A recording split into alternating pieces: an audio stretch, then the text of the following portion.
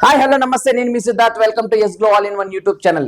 ఇంతకు ముందు వీడియోలో మనం హెల్త్ ఇన్సూరెన్స్ యొక్క 4 టైప్స్ ఆఫ్ బెనిఫిట్స్ మనం తెలుసుకున్నాం, రైట్ కదా? సో ఈ యొక్క వీడియోలో మనం ఎన్ని రకాల హెల్త్ ఇన్సూరెన్స్ ప్లాన్స్ ఉన్నాయని మనం తెలుసుకోపోతున్నాం. సో దీనిలో ముఖ్యంగా ఇండివిజువల్ హెల్త్ ఇన్సూరెన్స్ అనేది మీరు తీసుకోవచ్చు అనమాట. ఏంటి ఈ యొక్క ఇండివిజువల్ హెల్త్ ఇన్సూరెన్స్ అనేది అనుకుంటున్నారా?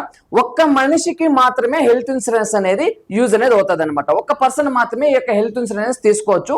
అది మీరు మీ యొక్క ఏజ్ ని బట్టి 5 లక్షల కవరేజ్ కావాలా, లేకంటే 10 లక్షల కవరేజ్ కావాలా, సో మీ ఏజ్ ని బేస్ చేసుకొని ఒక 2,000 రూపాయల నుంచి 5,000 రూపాయల వరకు మీకు ఆ ప్రీమియం కాస్ట్ అనేది ఉంటుంది అనమాట. బేస్డ్ ఆన్ మీకు నచ్చిన కంపెనీస్ లో మీరు ఏమంటే ఆ యొక్క హెల్త్ ఇన్సూరెన్స్ అనేది మీరు తీసుకోవచ్చు. ఇది ఒక ఇండివిజువల్, అంటే మనకి ఒక్కరికి మాత్రమే సెక్యూర్ గా ఉండడానికి మనం తీసుకుంటాం. సెకండ్ వన్ మనకి ఏంటంటే ఫ్యామిలీ హెల్త్ ఇన్సూరెన్స్ అనమాట. అంటే ఇప్పుడు ఫ్యామిలీ హెల్త్ ఇన్సూరెన్స్ అంటే ఏంటంటే మీ యొక్క ఇంట్లో ఒక 4 మెంబర్స్ ఉన్నారనుకోండి. సో మీ యొక్క కంప్లీట్ ఫ్యామిలీకి, అంటే మీకు కావచ్చు, పిల్లలకి కావచ్చు, మీ పేరెంట్స్ కావచ్చు, కంప్లీట్ హోల్ ఫ్యామిలీకి ఏమంటే ఫ్యామిలీ హెల్త్ ఇన్సూరెన్స్ అని మీరు తీసుకోవచ్చు. సో ఇంట్లో ఎవరైతే పెద్దగా ఉంటారో వాళ్ళ పేరు పైన ఇక హెల్త్ ఇన్సూరెన్స్ తీసుకుంటారు.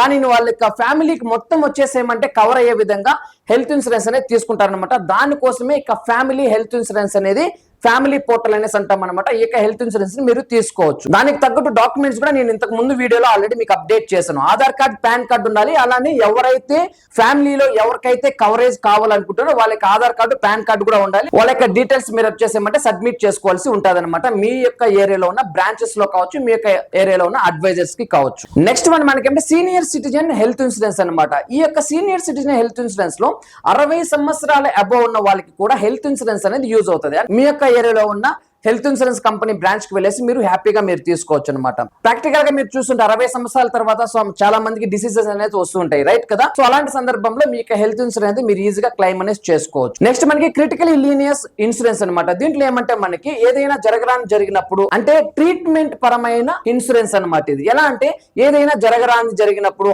హార్ట్ అటాక్ వచ్చినా కానీ, ఏదైనా స్ట్రోక్ వచ్చినా కానీ, లేకుంటే క్యాన్సర్ అయినా కానీ, ఇలాంటి సందర్భంలో ఈ యొక్క ఇన్సూరెన్స్ అనేది చాలా యూజ్ఫుల్ అనేది అవుతుంది అనమాట. మీరు తీసుకున్న ఇన్సూరెన్స్ లో ఒక 1,000 రూపీస్, 2,000 రూపీస్ ఎక్స్ట్రా అమౌంట్ మీరు యాడ్ చేసుకుంటే ఈ యొక్క డిసీజెస్ కి సంబంధించి కూడా ఏమంటే కవరేజ్ అనేది మీకు కలిపి ఇన్సూరెన్స్ కంపెనీ వాళ్ళు మీకు ప్రొవైడ్ చేయడం అనేది జరుగుతుంది. నెక్స్ట్ మనకి ఏమంటే గ్రూప్ హెల్త్ ఇన్సూరెన్స్ అనమాట.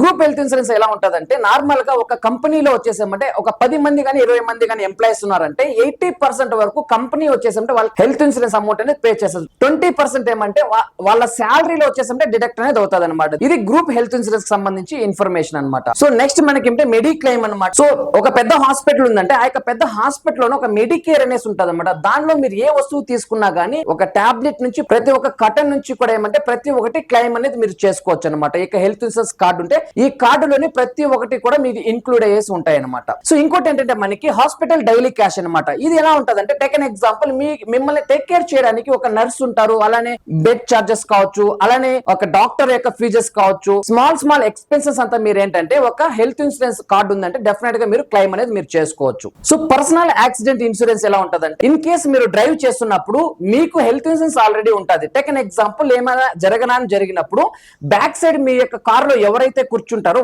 వాళ్ళది కూడా కలిపి మీరు ఏమంటే క్లెయిమ్ అనేది చేసుకోవచ్చు అనమాట ఈ యొక్క హెల్త్ కార్డు వల్ల.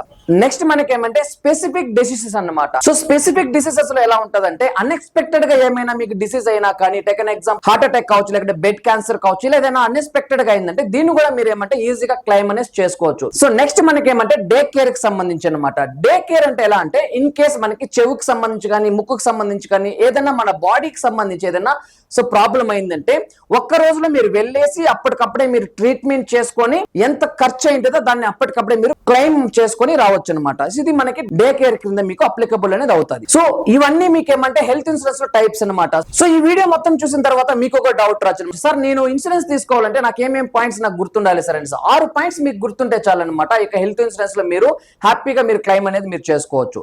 ఫస్ట్ వన్ మనకేమంటే నెట్వర్క్ హాస్పిటల్ సేవ అనేసి గుర్తు పెట్టుకోవాలి.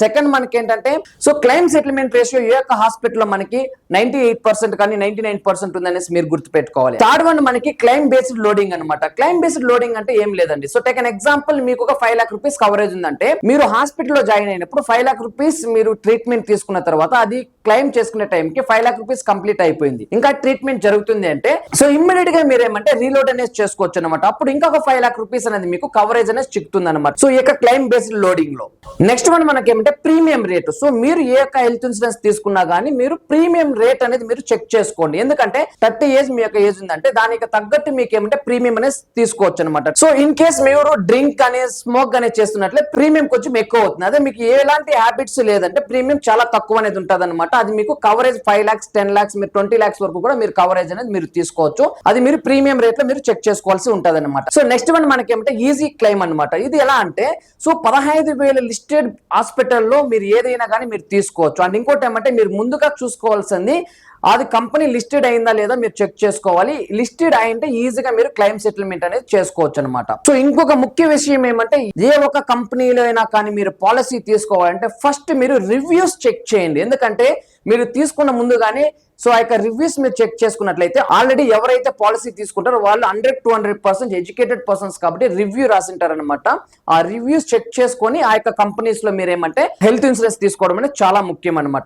సో గైస్ ఇప్పటి వరకు చూసిన వీడియోలో మీకు మంచి విషయం తెలిసిందని నేను అనుకుంటున్నాను. మరిన్ని ఇన్ఫర్మేషన్ మీకు కావాలనుకుంటే వెంటనే మనకి help line number 9513336232 missed call ఇవ్వండి. అలానే ఇప్పటి వరకు మన channel S glow all in one YouTube channel మీరు సబ్స్క్రైబ్ చేయనట్లయితే దయచేసి సబ్స్క్రైబ్ చేయండి. అలానే పక్కనే ఉన్న బెల్ ఐకాన్ క్లిక్ చేసి నోటిఫికేషన్ ఎనేబుల్ చేసుకోండి. మరిన్ని ఇన్వెస్ట్మెంట్ ప్లాన్ కి సంబంధించి మీకు అందుతూ ఉంటాయి అనమాట. Thank you so much.